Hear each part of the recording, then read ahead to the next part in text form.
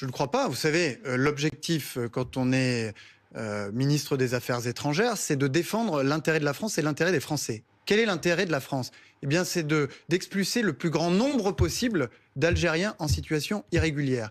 C'est de pouvoir coopérer le plus étroitement possible pour éviter que notre territoire soit la cible d'attaques terroristes provenant de la bande du Sahel au sud de l'Algérie. C'est de faire en sorte que nous puissions développer l'activité des entreprises françaises en Algérie. C'est ça notre boussole et notre cap. Et penser que dans un conflit perpétuel avec l'Algérie, on parviendra à obtenir des résultats, c'est totalement illusoire. Justement, est-ce que le problème ne vient pas du fait que la centralité de la discussion, de la négociation doit passer par le président de la République? C'est pas moi qui le dis, c'est justement les autorités algériennes. Est-ce que c'est pas son domaine à lui plutôt que celui du ministre de l'Intérieur ou de poser des petits jalons politiques comme ça? Est-ce qu'il n'y a pas vraiment quelque chose à reprendre complètement de l'ordre de la relation avec le président? Mais c'est ce que nous avons fait.